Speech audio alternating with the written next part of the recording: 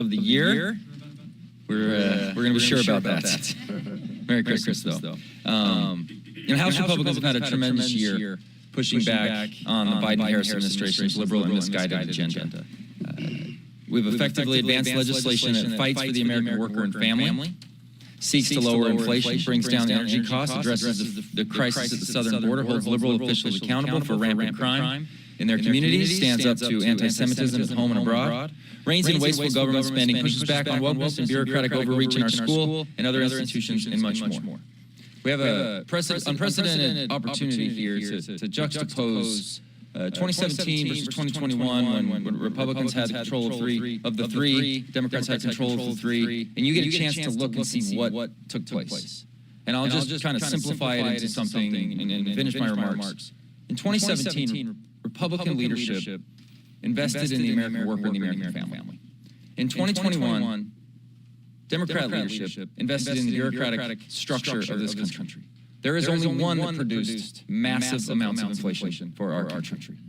And we know that took place shortly after President Biden took office. We have a tiny majority, but we won that majority hard-fought for 2022. And with that, we have worked to accomplish all the things that I just listed. We've held the Biden administration accountable and made our case for why unified Republican leadership is the best path forward in righting these wrongs. It's been an honor to be a part of these historic efforts, and I join the leadership team up here in saying that we can't wait to hit the ground running for the 119th Congress with a united House, Senate, and President Trump in the White House. We will make a big impact on how Washington works and how for each and every American. Our conservative and productive agenda will create more jobs, keep more money in Americans' pockets, secure our borders, lower crime, make government more efficient and cost-effective, and support families and much more. The interests of the American people will be at the heart of everything we accomplish next year, and we can't wait to get started. And with that, I turn over to our web, Mr. Emmer. The end of this Congress marks a turning point in history. In this election cycle, Americans overwhelmingly rejected a Democrat Party that puts illegal immigrants over American citizens, a commander-in-chief who doesn't know which way is up, a vice president who thought she could awkwardly laugh off her role in breaking everything from the economy to the border, and a Senate Majority Leader who allowed House Republicans historic common-sense legislation to collect dust on his desk. Americans chose a new era. Our 47th President, Donald J. Trump, will make his triumphant return to the White House in 34 days. And he's ushering in a new golden age of America. Under President Trump's leadership, our Republican trifecta will hit the ground running on day one to undo the damage Democrats have done by securing the border, fixing the economy, unleashing American energy, and extending the Trump tax cuts. We will also work with President Trump's outstanding cabinet picks to deliver on our America First agenda. These guys will shake up the status quo here in Washington, which is exactly what Americans voted for and what they want. I must confess, I'm looking forward to a cold Christmas in Minnesota, but I think I can speak for everyone on this leadership team when I say we also can't wait to come back here in January to get the job done. With that, I turn it over to our Majority Leader, Steve Scalise. Well, thank you, Whip. And, for the gentleman from Minnesota, I know the cold weather can't be cold enough. It's probably warm for you right now. I want to open up by wishing you all a Merry Christmas, and we have a lot to do the rest of this week, but we all look forward to getting back home to our families and enjoying a great Christmas as we get ready for what will be a very busy and productive new year, and a really important new year for the American people as we turn the page from the last 4 years of this disaster that's been the Biden-Harris administration. As we finish up the important things that we have to do this year, this week, and I know the speaker is going to talk more about the CR getting government funded, making sure we take care of disasters and our farmers here in America, and the important work that will be done this week. I think it's important to look back, as Blake did as well, on this last 2 years since we took the majority. You know, this Republican majority has been focused on fighting for those hardworking families who are struggling under the weight of the failures of the Biden-Harris administration. we started off by saying we're going to promote energy security again. If you look at what the Biden-Harris administration has done, waging an all-out war and an attack on American energy, that has driven up costs on families. That has been one of the indicators that's led to high inflation. Their runaway spending and their anti-American energy policies under President Biden and Vice President Harris has been the precipice that has driven a lot of this inflation when you go to the grocery store, when you go to the pump. That has been devastating for families. We laid out a better way. We passed a bill, H.R. 1, to show the country how we can produce more energy in America, how we can lower costs, not just at the pump and when they're paying their electricity bill, but also when they go to the grocery store and so many other things that they buy. The border crisis is something that we've highlighted for 4 years now. We've called on President Biden to fix the mess that he created, but he refused to do that. So we said, we'll show the country how you could actually secure America's border when we came together and passed H.R. 2, the strongest border security bill this country's ever seen. And we worked very closely with President Trump as he talked during the campaign about this issue and let the American people know crystal clear that if he comes back into the White House as President of the United States, he will secure America's border. And Kamala Harris made it clear she wouldn't, as she said on The View, wouldn't change a thing from the Biden policies. And so the country made a choice. They want a secure border. They want Donald Trump to come in and fix this mess. But we laid out a roadmap by passing bill after bill to show the country how to fix the things that they are frustrated with this Biden-Harris administration by. And so I think as you look at the work we've put in, many people said, and I know some of our friends in the press would question, why are you bringing those bills to the floor if you know Chuck Schumer and the Democrat-run Senate won't even take the bill up? President Biden issues a veto threat on bills to lower energy costs or to secure America's border. Why waste time bringing it?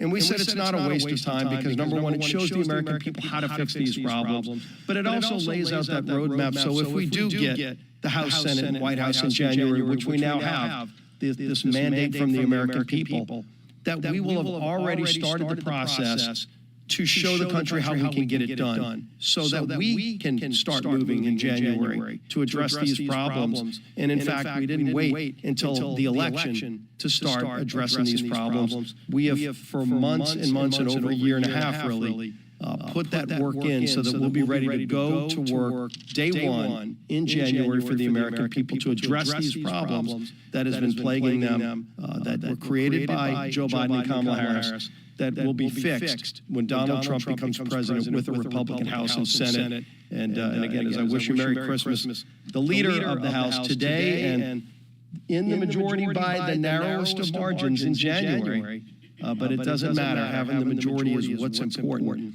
is our Speaker of the House, Mike Johnson. Thank you, Mr. Leader.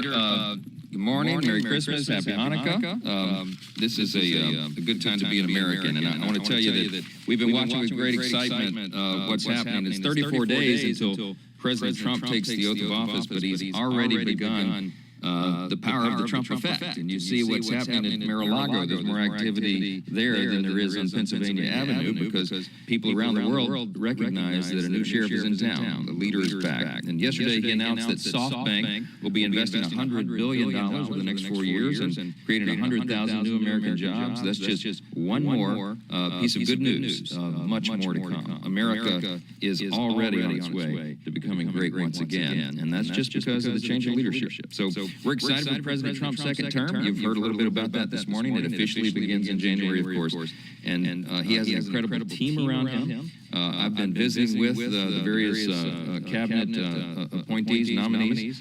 Looking forward to meeting with Kash Patel and David Sachs this week, and have been talking with all of them along the way. I think they're all on a path for confirmation, and that's an exciting thing. An important principle for us to maintain around here. The president gets to choose his team, and we're excited for that to be resolved in the earlier part of next year.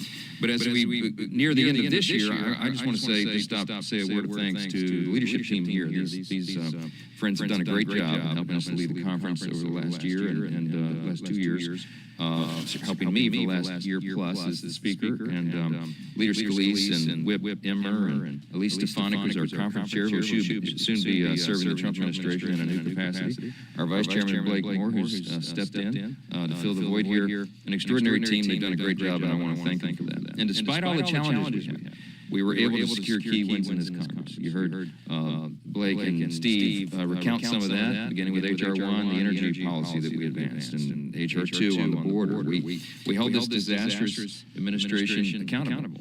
We impeached Secretary Mayorkas. We held Merrick Garland in contempt of court. We fought to secure the border. We passed, as I noted, H.R. 2, the strongest border security legislation in history, and legislation to stop taxpayer funds for going to sanctuary cities.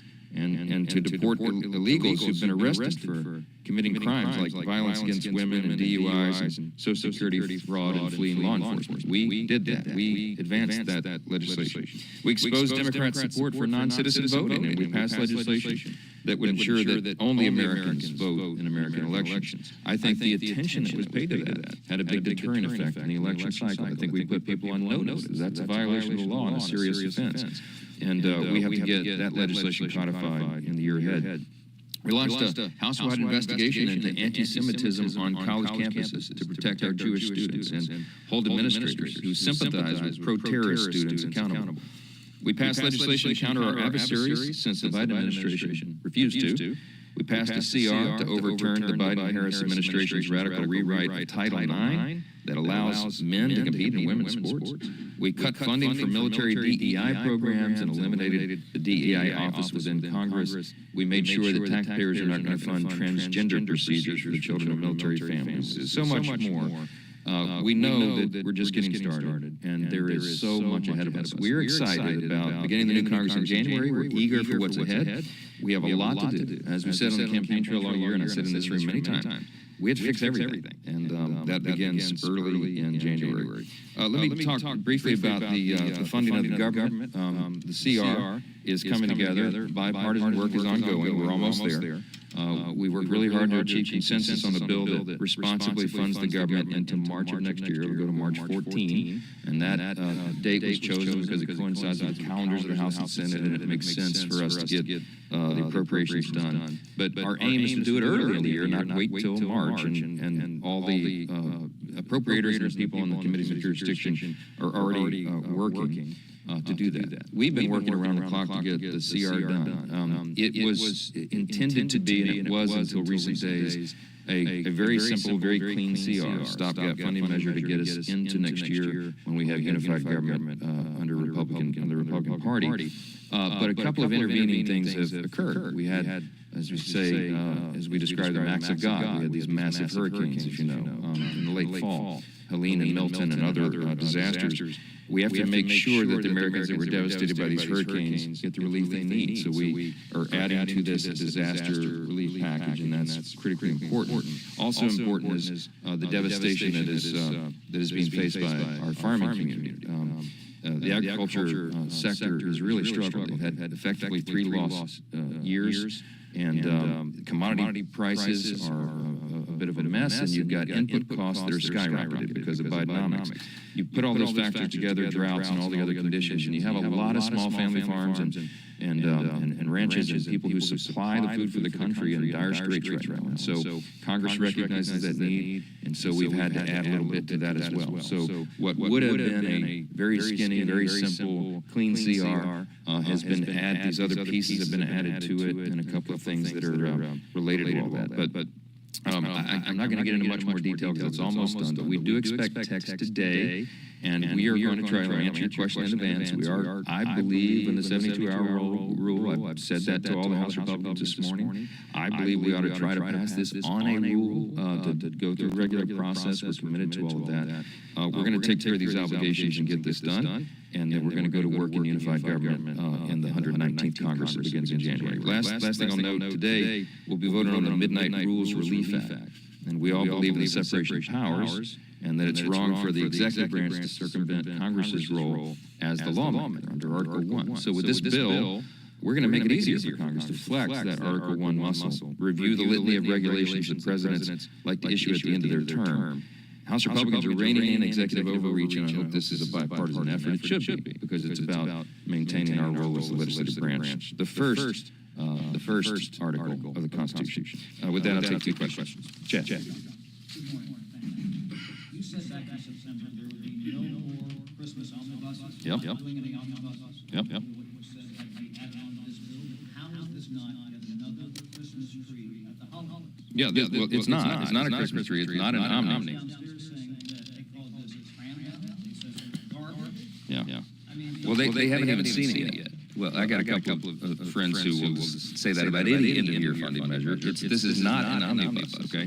This is a small CR that we've had to add things to that were out of our control. These are not man-made disasters. These are things that are that the federal government has an appropriate role to do. So I wish it weren't necessary. I wish we hadn't had record hurricanes in the fall, and I wish our farmers were not in a bind so much that creditors are not able to lend to them anymore. We have to be able to help those who are in these dire straits, and that's what the volume of the pages to this is.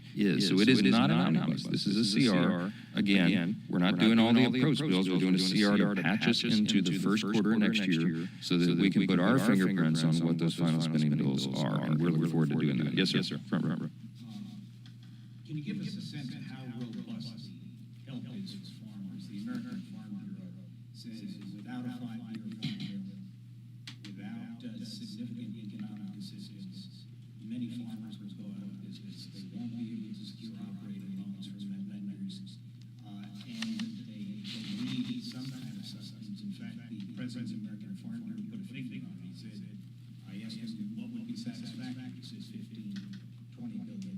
Yeah. $30 billion realistically, but that's out of the question. So somewhere between 15 and 20. Yeah, we carefully assessed it. We can't do all of it right now, but I think what you'll see reflected in this final package is $10 billion, okay, to start that. In addition to that, the USDA moved some things around, and they've added $2 billion for specialty crops that they announced in late November. So help is on the way, and I've talked in the last 24, 48 hours to a number of the leaders in the ag community who say they are greatly relieved by that. They understand it's not everything, but it is something to bridge that gap and allow the lenders and the creditors to help those who are preparing to put the crops, plant the crops in the spring. The timeline, the sequence of events is important, and we think we're giving them a big boost of relief at exactly the right time in the nick of time, frankly. So it's there's always more to do. There's always more to do. But I think this is an important step for Congress. I think the people involved understand that, and it sends a signal to lenders and creditors that Congress will not abandon our food producers. Right? Here's the thing: if you have small family farms and ranches that go out of business, so they can't make it one more year, and they can't get a loan to do it, they're gone. The kids move to the cities, and there is no more family farm. You might have noticed very few people start family farms. These are third, fourth, sometimes fifth generation operations. You have to have them. You have to have diversification in the food supply. You have to have producers so that we have fruits and vegetables and nuts and all the things that we need that farmers and ranchers provide to America. We cannot rely on other countries for our food supply. The food supply is directly related to national security. So all these things are being factored in. Congress is doing the very best it can under difficult circumstances, and I think that'll be a big boost to the industry. Let me go. Yeah. First of all, are you confident that you can get a majority of your own compliance without this CCR? And if not, are you worried that Congress is going to support the speaker? No, I'm not. Look, I'm not worried about the speaker vote. We're governing. Everybody knows we have difficult circumstances.